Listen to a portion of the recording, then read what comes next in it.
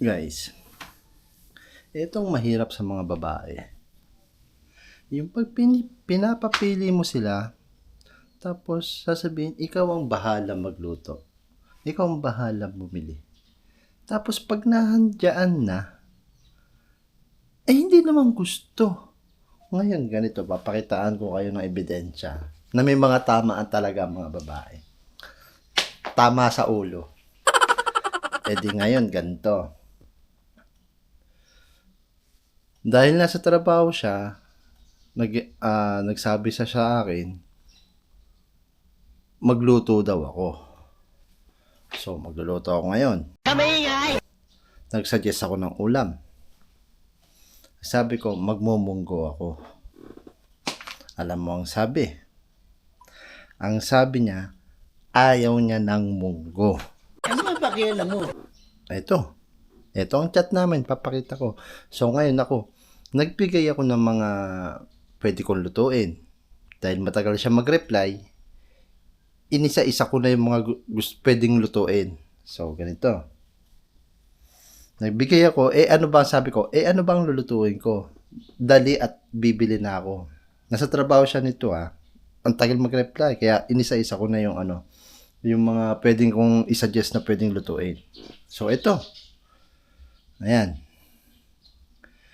So, yan. Ang sabi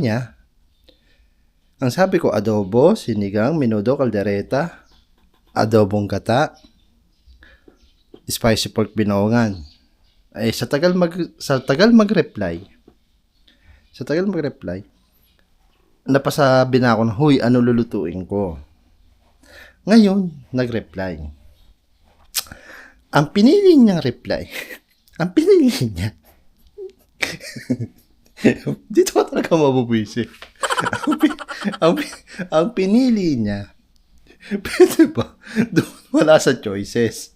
Yung doon pa sa matagal lutuin. Pwede ba mag-lechon belly?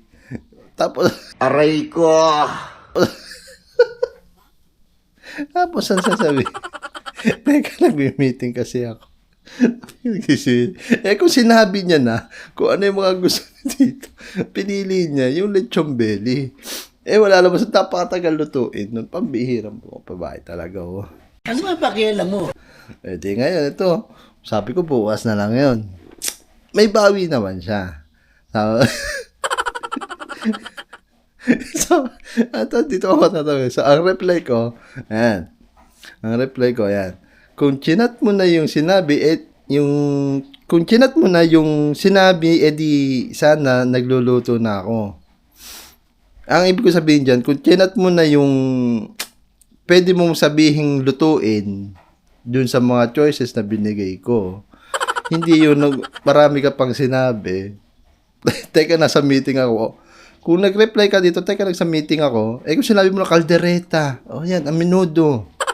Diba? Nasabi mo na. Tapos sabihin mo, nasa meeting kasi ako. Aray ko. Tapos, medyo bumawi. Natuwa lang ako, medyo bumawi. Galingan mo pa! Sabi, ikaw na ba? So, nag-reply. Ikaw na bahala sa ulam.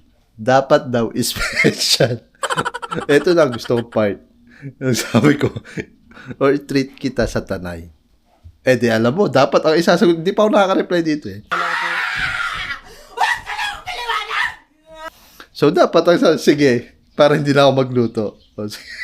Para makabawi tayo. Ayan. So, sige, treat na lang. Treat mo. Ako. Tanay. Tapos ang usapan. Dain. Yan. Okay na. Ang babae. Ilagay nyo naman sa lugar yung tama nyo. Ang hirap nyo. Yung mga babae talaga. Malay ko ba sa inyo?